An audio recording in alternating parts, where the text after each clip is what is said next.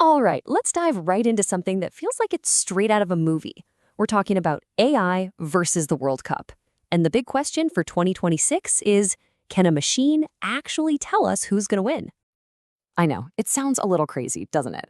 A machine picking the World Cup winner? But here's the thing, it's already happening. With 2026 getting closer, different AI models have been busy, crunching all the numbers, looking at every player, and running simulations. And the results they came up with? Well, this is where it gets really interesting. So, get this. It's not like we have one clear answer. We've got two different AIs, and they've come up with two totally different winners. One is saying, yep, it's going to be France, the experienced powerhouse. But the other one, it's predicting Spain. So we've got a classic showdown, France versus Spain, at least in the world of AI. So, which one do we believe? Let's break it down. Okay, so let's start with prediction number one, the case for France. This AI didn't just pick a name out of a hat. No, this was all about a deep dive, looking at their current form, how the team is built, and, of course, the sheer talent on the field. Basically, this model looked at everything and concluded, yeah, France is the most logical choice here. And you can really see the logic here. I mean, first and foremost, you've got the absolute star power of killing Mbappe. The AI puts a huge weight on his ability to just win a game all by himself. Then there's the experience. We're talking 2 consecutive World Cup finals, 2018 and 2022. That is massive.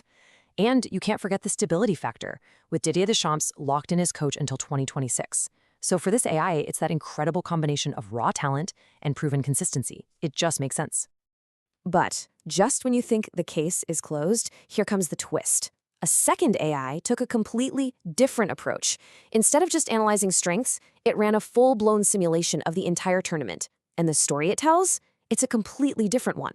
One where, get this, neither France nor the defending champs, Argentina, even make it to the final. So what this model did was it played out the whole tournament, but it factored in over 20 different things. We're talking player fitness, travel fatigue, you name it, even how teams have done against each other in the past. And after all that number crunching, the final it came up with was a classic, Spain against Brazil. I mean, that is a bold call, right? To say that both of the last finalists are going to get knocked out early. And it gets even more specific than that. This thing didn't just pick a winner. Nope. It gave us an exact final score. A super tight, nail-biting 2-1 win. The question is, for who? And here it is. The AI is calling it for Spain. It even predicts that the young phenom, Lamine Yamal, is going to be the hero, scoring both goals. Brazil manages to get one back thanks to Bruno Guimarães, but it's not enough. It's amazing. The simulation basically wrote an entire script for the final. Okay, let's take a step back. We have one AI saying France, based on analysis, and another saying Spain, based on a simulation.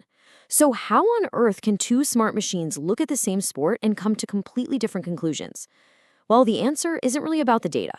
It's about the kind of question each AI was trying to answer. This chart really lays it out for us. Look at the core logic.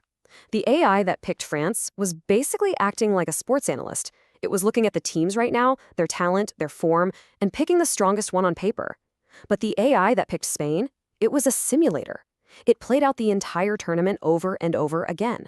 So, you see, one was asking, who's the best team? The other was asking, who's most likely to survive the chaos and win the final? Totally different questions, and that's why we get totally different answers. So, what does this all mean in the end? I think the big takeaway is this. An AI is incredible at calculating probabilities, but it can't calculate passion, right? It can run a million simulations, but it can't predict that one moment of pure genius from a player, or that one lucky deflection that changes everything. These AI models are fascinating for sure, but they remind us that it's the stuff you can't measure, the human element, that really decides who wins. And you know what's funny? The first AI, the one that picked France, pretty much admitted this itself. It actually said, and I love this, everything can happen in football, and that's what makes it so exciting. Even the machine knows that you can run all the numbers you want, but you can never, ever predict the beautiful chaos of the game. So there you have it. The machines have made their choice. We have France, the powerhouse pick, and Spain, the simulated champion. But the great thing about the World Cup is that all of this is just talk until the players step onto the pitch. Now, I want to hear from you. The AIs have had their say. What's your call?